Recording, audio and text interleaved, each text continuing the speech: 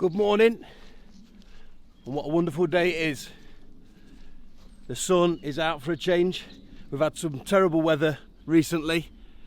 An absolute ton of snow came down, well, more like slush than snow. And then we've had buckets and buckets of rain. And the land doesn't fare so well when it has so much water. You can see it all pooling up behind me. And the top field, well, it's all right for keeping ducks on at the minute, but not for much else. But I'm glad the sun's out. We've got a couple of bushes in the wood that have just started to bloom, which is giving the bees something to feed on, nice and local to home. I don't know what variety of plant the pink blossom is, but that was the first flower to open. That came out 2 or 3 days ago. And now we've got a show of white flowers, which I think are it's a plum. But yeah, there's a good show over there of these white flowers and the pink flowers. But let's just have a look inside the greenhouse, see how that's faring. So we have had one night where it plummeted as low as -9 degrees outside. So let's see how the hotbed fared.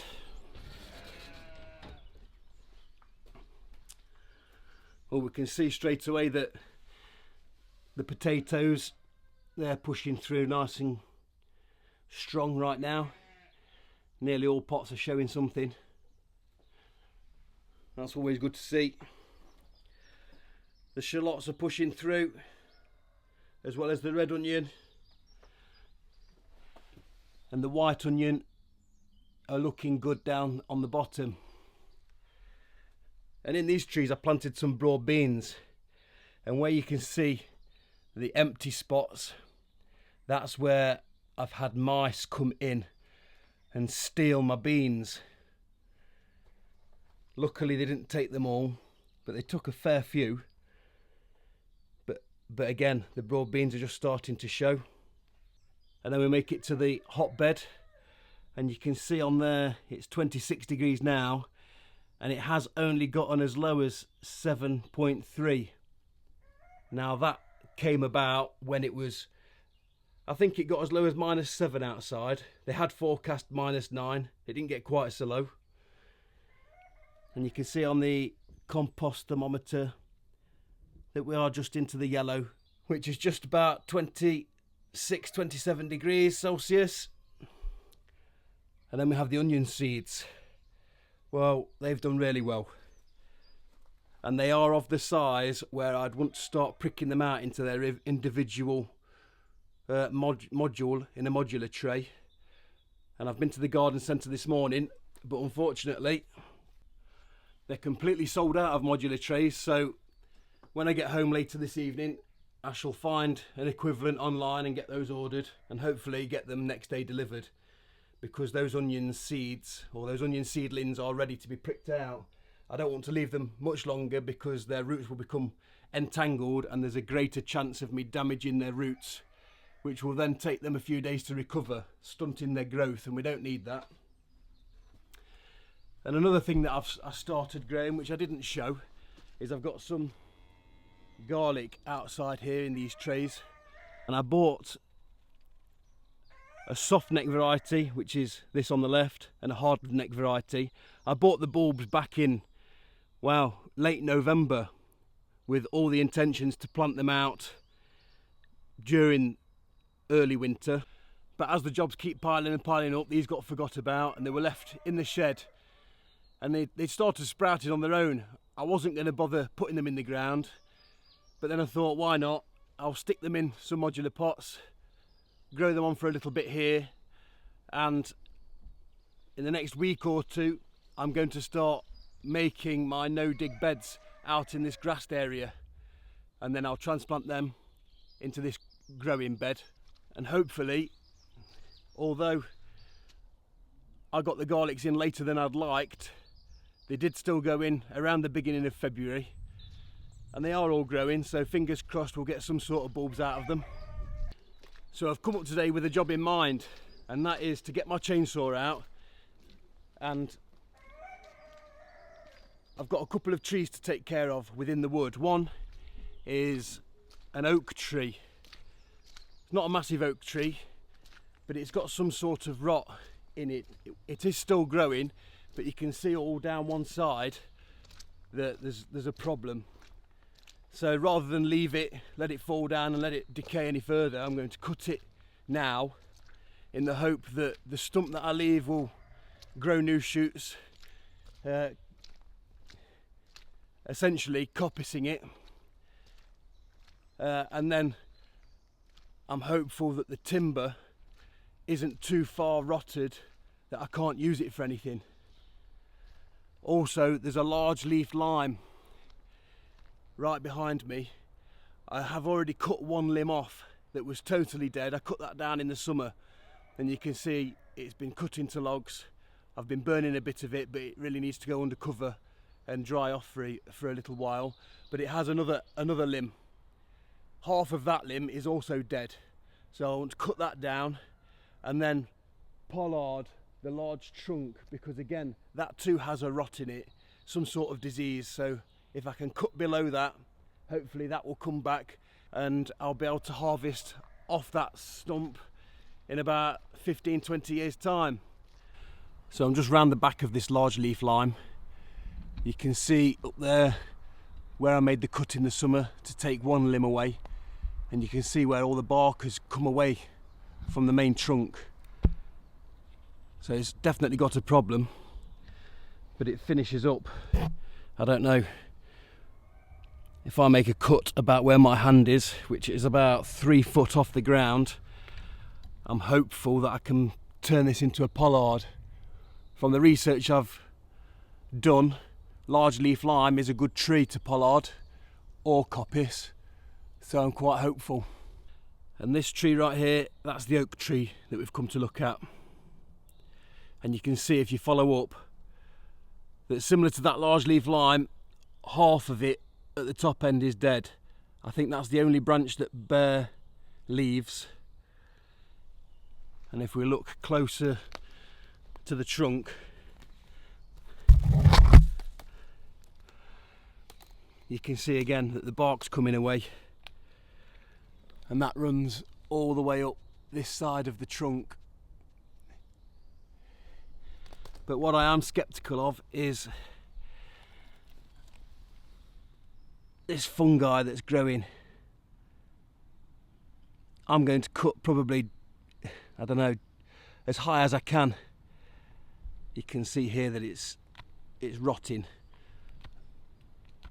How far that rot goes, I don't know. We'll take it down, and if we're lucky we can get some new growth out of this oak, but there's a good chance it won't come back. It is quite badly affected by the problems that it's got, but we're going to give it a go. So I'll go and grab the chainsaw and have a go at felling some trees. Right, so we've got the PPE on. You can never be too safe. I'm going to try and just clear fell this tree, and there's a clear path just down here. There's a bit of a fallen hawthorn that we might encounter, but if I can get it to fall in this direction, anywhere from there to there, we're not going to get hung up in any other trees, so it should just come straight down.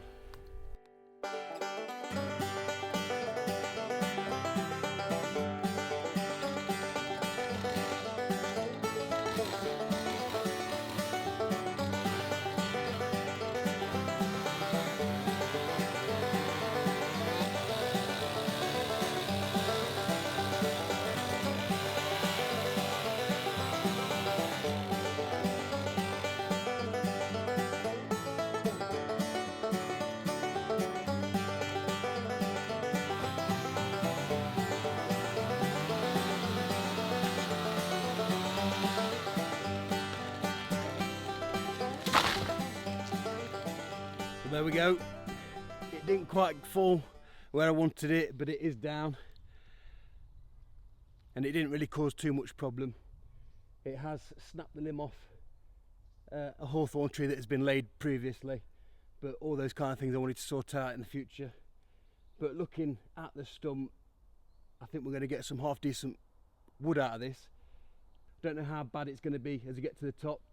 I'm going to cut this stump now so it's got a nice clean cut on top, and hopefully it will coppice.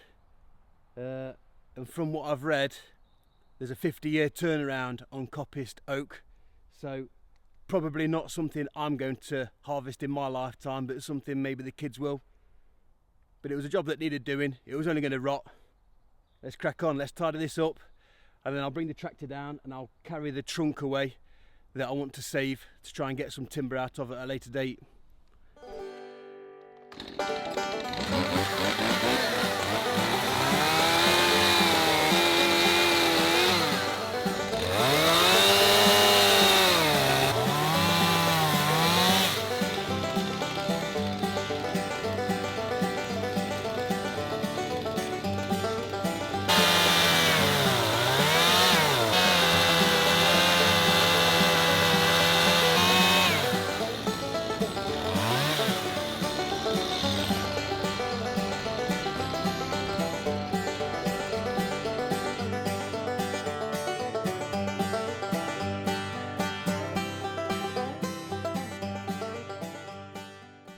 Well, so much for the sunshine.